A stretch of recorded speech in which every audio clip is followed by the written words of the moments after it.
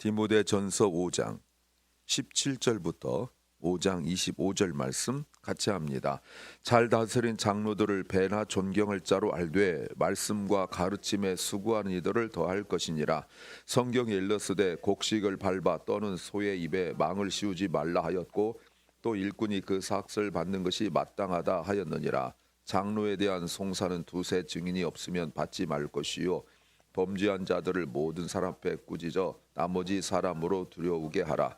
하나님과 그리스도 예수와 택하심을 받은 천사들 앞에서 내가 엄히 명하노니 너는 편견이 없이 이것들을 지켜 아무 일에도 편벽되이 하지 말며 아무에게나 경솔히 안수하지 말고 다른 사람의 죄에 간섭지 말고 내 자신을 지켜 정결케 하라. 이제부터는 물만 마시지 말고 내 비위와 자주 나는 병을 인하여 포도주를 조금씩 쓰라. 어떤 사람들의 죄는 밝히 드러나 먼저 심판에 나아가고 어떤 사람들의 죄는 그 뒤를 좇나니 이와 같이 선행도 밝히 드러나고 그렇지 아니한 것은 숨길 수 없느니라. 아멘. 오늘은 장로, 그 중에서도 특별히 가르치는 장로에 관한 내용입니다.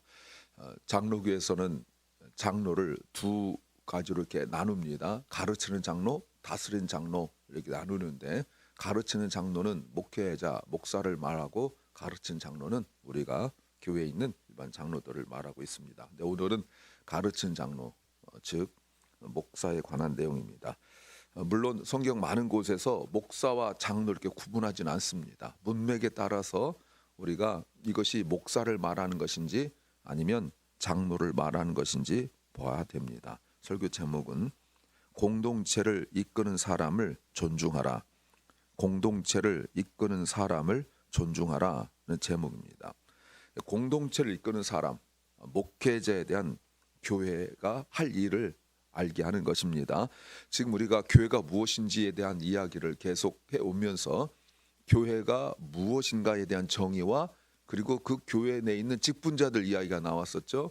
그리고 난 이후에 이제 목회자 이야기를 하고 있습니다. 첫째는 경제적으로 관심을 가져야 한다는 겁니다. 17절 말씀에 잘 다스리는 장로들을 배나 존경하라 이렇게 말하고 있습니다. 의도적 표현이죠. 특별히 말씀과 가르침에 수고하는 이들을 더욱 존경하라 말하고 있는데 리스펙하라, 아너하라 이렇게 존경하라 이 말은 인정하라는 거예요. 자, 그런데 인정하라라고 말할 때 목적가 빠졌잖아요. 수단이 빠졌잖아요. 그러니까 목회자들을 인정하는데 어떻게 인정하느냐? 하우도 빠졌고 그렇습니다. 이게 뭐냐면 내 앞에 있는 리더로 인정하라는 거예요. 내 앞에 있는 리더로. 그러니까 나를 이끌어가는 리더란 말 잘 나와 있죠. 인도자로 인정하라 이 말입니다. 그런데 이 인정한다는 말 속에 담긴 두 가지 의미가 내포된 의미가 있어요. 하나는 정신적으로, 또 하나는 물질적으로 이렇게 말하고 있습니다. 물론 정신적으로 마음으로 존경하는 것 중요합니다. 그러나 그것이 그 존경하는 것으로 존중하는 것으로 인정하는 것으로 그친 것이 아니라 내가 존중하는 만큼 물질적 후원이 있어야 된다라는 겁니다. 왜 그럴까요? 성경은 단 한 가지 이유 말하고 있습니다. 하나님의 말씀을 맡은 자이기 때문이다.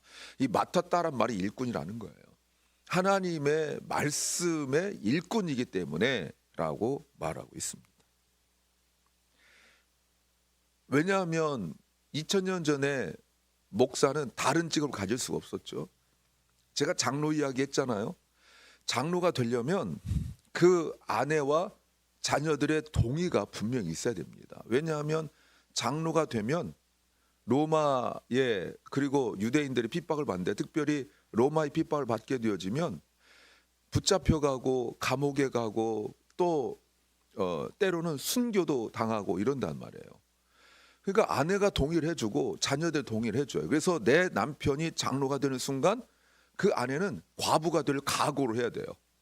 그리고 자녀들은 아버지 없이 살 각오를 해야 돼요. 누가 하겠어요? 그렇다고 아무나 그럼 당신이 장로해요. 뭐 이럴 수 없잖아요.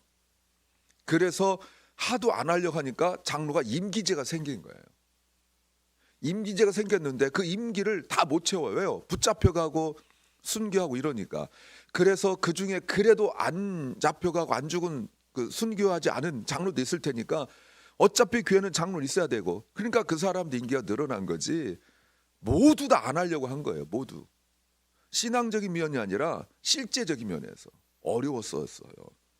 그런데 목회자는 더더욱 그렇죠. 목회자도 더더욱 그렇죠. 핍박당하고 한 것은 디모데에 대하여 나와 있지는 않지만, 그러나 바울을 보았을 때 어마어마한 핍박이 있었던 거 분명합니다. 그럴 때 무슨 직업을 가질 수가 있겠어요. 그래도 장로는 자기 직업을 갖고 그리고 교인들을 돌보고 교회 사역을 했는데, 목회자는 그럴 수가 없었죠. 그래서 많은 고난이 있었죠. 그래서 물질적으로 합당하게 지원해야 된다. 왜요? 가족을 위하여. 그렇죠. 돈 버는 일, 직업을 할 수 없었기 때문에. 그러면서 바울이 18절 말씀에서 신명기 25장 4절 말씀을 인용합니다. 곡식을 밟아 떠는 소의 입에 망을 씌우지 말라. 이방인들은 곡식을 이렇게 추수하고 이렇게 탈곡하고 이럴 때 먹지 못하도록 입에다 망을 씌웠어요. 근데 하나님은 그러지 말래요. 그 짐승이 먹는 거를 허락해 주래요. 먹는 것은 짐승의 몫이래요. 그리고 일꾼이 그 삭슬 받는 것이 마땅하다라고 말하고 있죠. 마태복음에서도 나오는 내용입니다. 근데 보세요, 여러분. 말씀을 가르치는 자에 대한 정당한 사례별을 여러 가지 이야기로 빗대어서, 봐라, 뭐 세상에서도 공무원들은 월급 받지 않느냐라든가, 아니면 회사에서 일하는 종업원들도 회사원도 돈을 받지 않느냐라는 걸로 이야기하지 않고, 사람과 비교할 수 없는 짐승에 비교하여서, 봐라, 짐승도 하나님이 먹을 거를 허락했다. 누구 거예요? 너희들 중에 거. 특별히 주인이 짐승을 위하여 다른 데서 가져온 것이 아니라 짐승이 수고하고 애쓴 그것들 중에서 먹었다는 거예요. 여러분, 목회자하고 목사하고 소하고 동격으로 놓고 있어요. 어떤 의미예요, 여러분? 극단적 비교죠. 이 말의 의미가 두 가지로 해석할 수 있어요.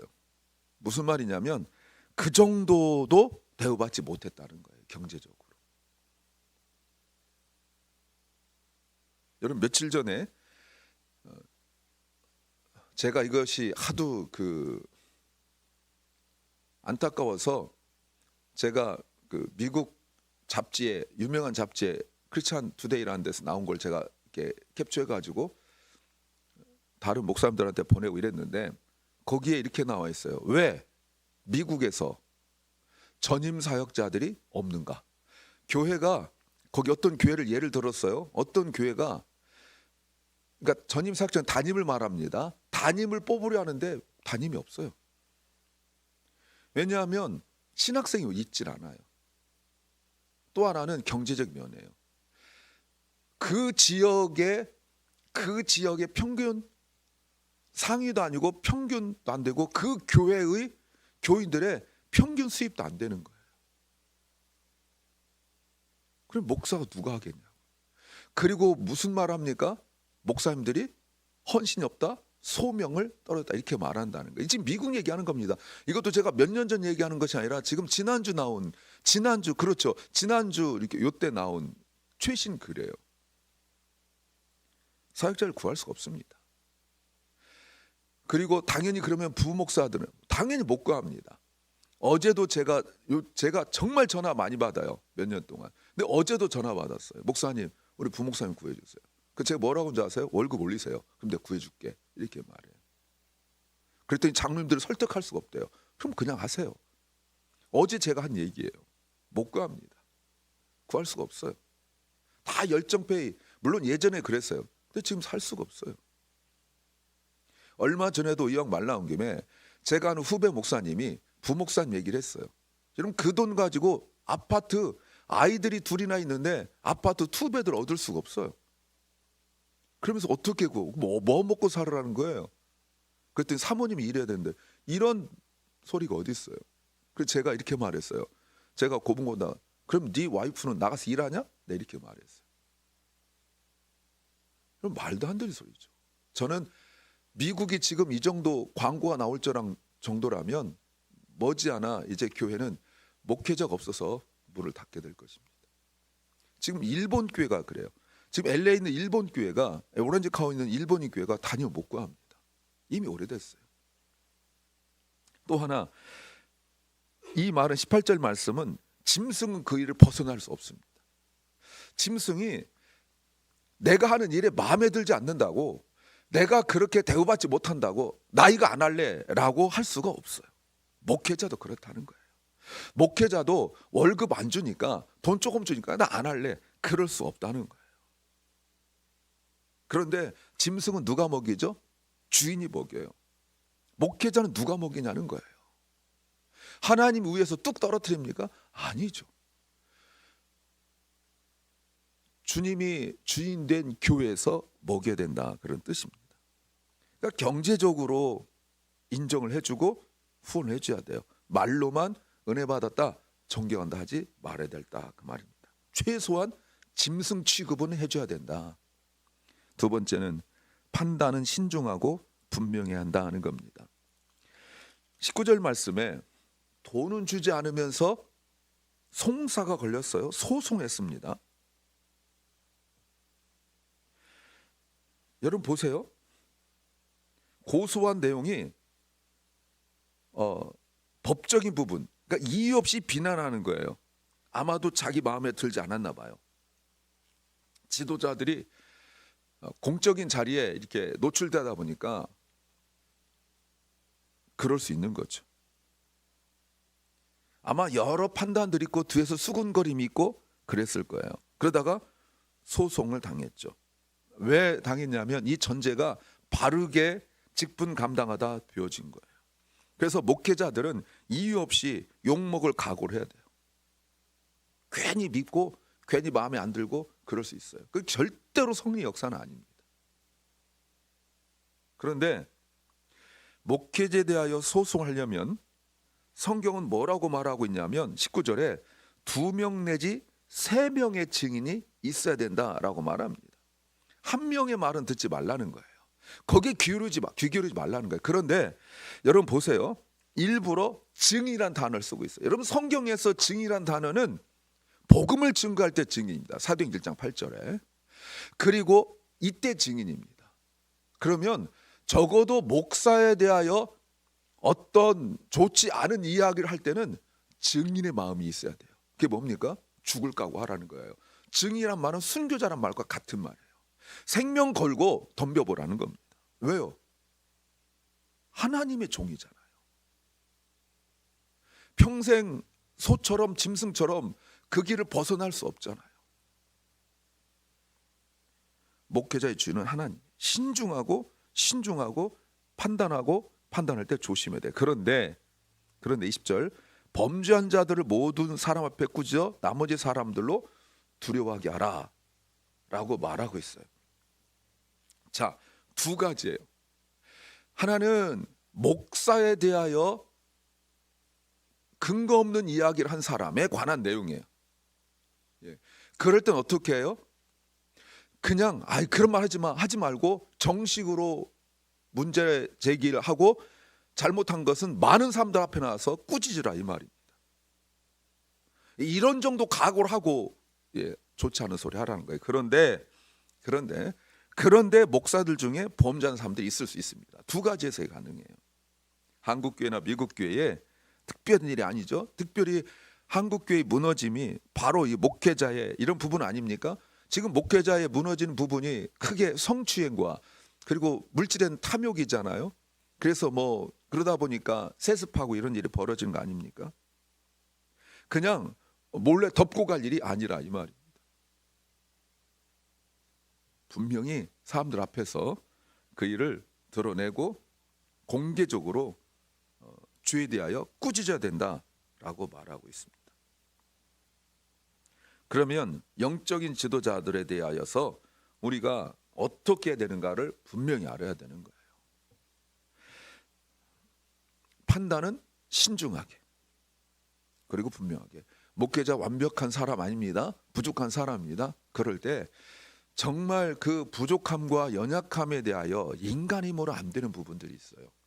물론 계속적으로 개선하고 좋아져야 되지만, 그러나 다른 사람들에게 말을 옮길 때 그때는 정말 순교의 마음을 갖고, 그리고 많은 공동체 앞에서 혼날 각오를 해야 되죠.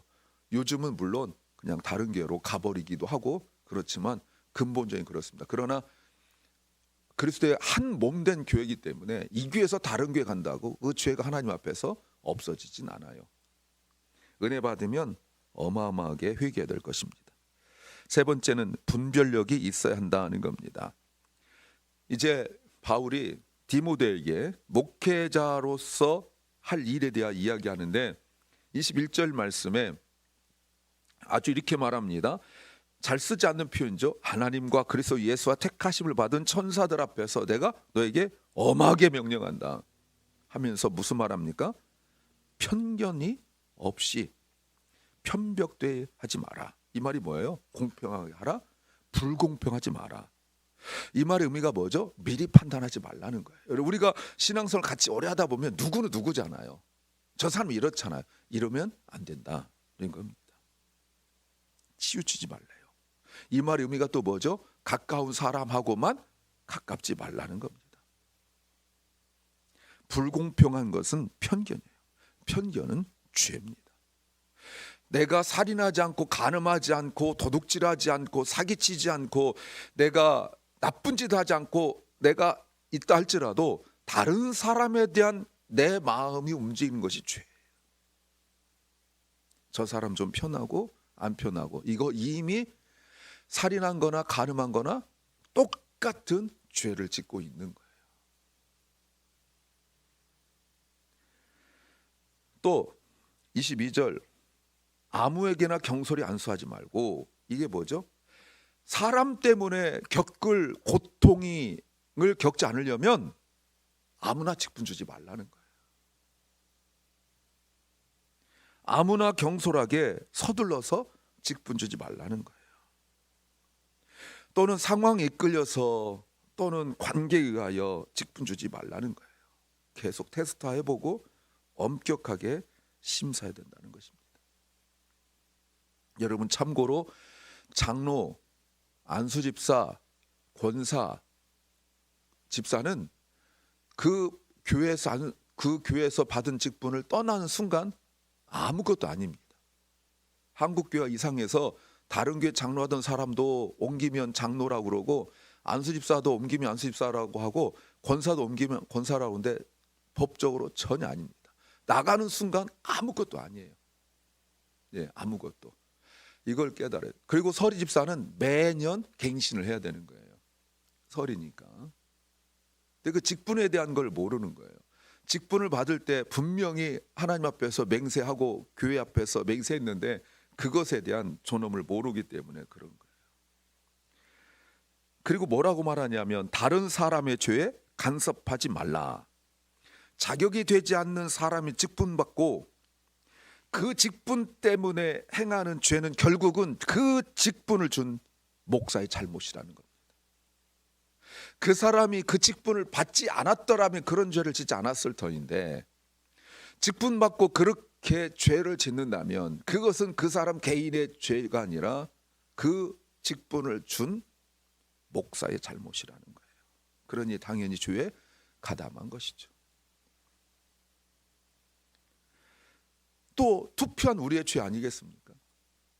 다 투표했잖아요. 그 사람 장로, 권사, 안수집사 뽑을 때 투표했잖아요. 또 하나, 내 자신을 지켜 22절 정결케 하라. 핑계하지 말라는 거예요. 개인의 영성은 스스로 목회자는 늘 지켜야 돼요. 예배에 대하여, 말씀에 대하여, 기도에 대하여. 안 그러면 영성은 저절로 생기지 않습니다. 성경 읽지 않는데, 그 정말 간절한 기도가 없는데, 주님과 더 가까이 성령으로 충만하지 않는데 영성이 지켜질까요?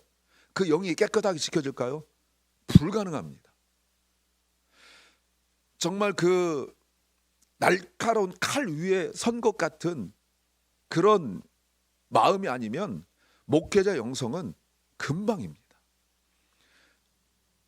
정말 그 누구 골프 치는 사람들 말대로 뭐 하루 연습 안 하면 뭐 누가 알고, 뭐 이틀 연습 안 하루 안 연습 안 하면 내가 알고, 이틀 연습 안 하면 주변 사람이 알고, 3일 연습 안 하면 모든 사람이 안다고 그러잖아요. 목사는 더해요. 정말 그 말씀, 기도, 예배에 대하여 그 이상으로 아주 붙들고 늘어지지 않으면 금방입니다. 세상 사람과 똑같이 살고 있기 때문에 이런 걱정 저런 걱정 왜 없겠어요? 왜 이런 일 저런 일 모르겠어요? 그런데 금방 넘어져요. 하루 기도 않고 말씀 정말 깊이 보지 않고 그렇게 하나님과 교제 안 했는데 하루를 지나간다? 그건 이미 목회자는 영성이 무뎌진 거예요. 아주 심각한 겁니다. 내 자신을 지켜야 돼요. 24, 25절에 모든 것은 명명백백하게 드러납니다. 무슨 말 하냐면 어떤 사람들의 죄는 밝히 드러나고 먼저 심판에 나아가고 어떤 사람들의 죄는 그를 줬나니 이와 같이 선행도 밝히 드러나고 그렇지 않은 죄도 숨길 수 없다. 직분자 세우는 게 이렇게 어려워요. 말씀과 훈련으로 변화돼야 돼요. 안 그러면 직분이 무기가 돼요. 이게 목회자를 공격하고 목사를 공격하고 교회를 어렵게 만드는 거예요. 사람을 섣불리 판단하지 말래요. 그런데 보세요. 23절에 건강하라고 이야기하죠. 위장이 병이 있었나 봐요. 위장병이라고 하죠.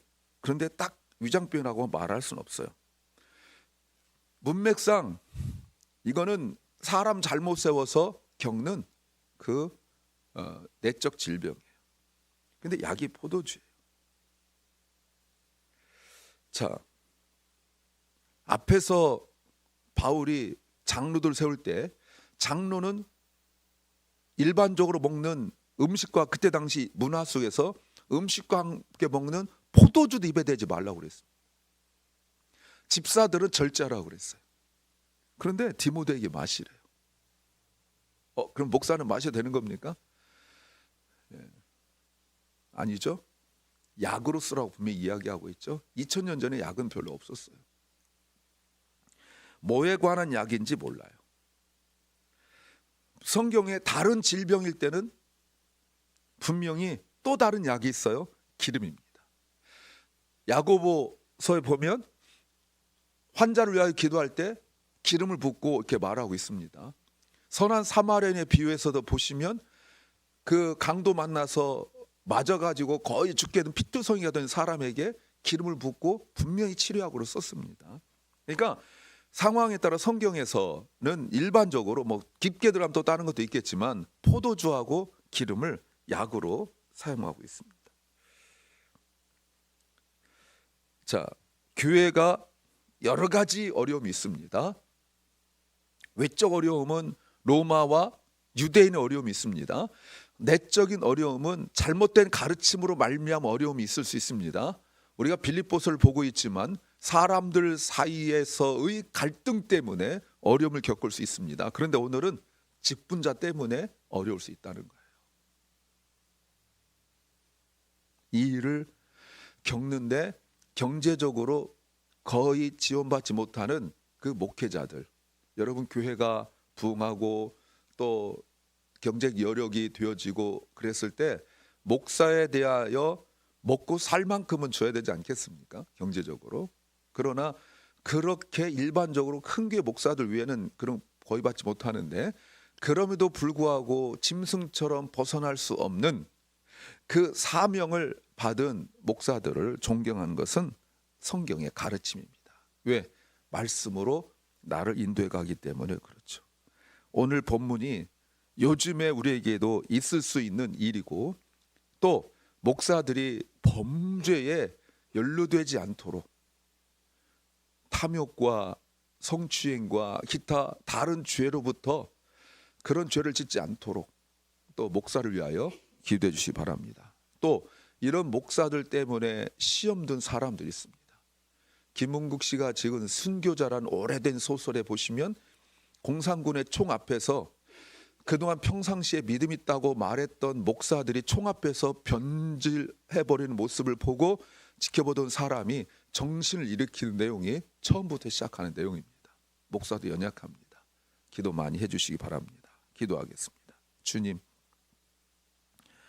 주께서 많은 사람들 중에 또 주의 종으로 선택한 주의 종들이 있습니다. 교회가 감당치 못하는, 경제적으로 감당할 수 없는 또 열악한 환경 속에 있는 목회자들 주께서 불쌍히 여기시고 또 주님이 지켜주시옵소서. 때로는 직분자 때문에 겪게 되는 그 아픔, 그 고통, 그것으로 말미암은 질병을 겪고 있는 주의 종들이 있습니다. 주님께서 불쌍히 여겨 주시옵소서. 연약한 중에 있는 목회자들, 마음의 질병으로 고통당하며 날마다 눈물 흘리고 있는 목회자들 주께서 불쌍히 여겨 주옵소서. 사랑 결란과 사랑하는 우리 자녀들이 주님께서 교회를 섬겨 나갈 때에 그들을 인도하는 영적 지도자를 존경하고 또 잘 섬길 수 있도록 은혜 베풀어 주옵소서. 병중에 있는 연약한 성도들을 주님 기억합니다. 주께서 저들을 치유하여 주시고 함께하여 주옵소서. 오늘도 말씀을 정직하게 진실하게 읽게 하여 주시고 깊이 깨닫고 묵상하게 하여 주옵소서. 오늘 하루 주께서 주신 은혜 가운데서 우리가 살아가게 하시고 하나님 날마다 기도의 자리에서 주님 더 바라보게 하여 주시옵소서.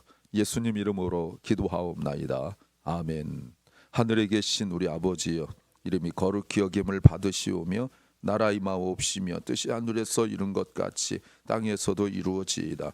오늘날 우리에게 일용할 양식을 주옵시고 우리가 우리에게 죄 지은 자를 사하여 준 것 같이 우리 죄를 사하여 주옵시고 우리를 시험에 들게 하지 마옵시고 다만 악에서 구하옵소서. 대개 나라와 권세와 영광이 아버지께 영원히 싸움나이다. 아멘.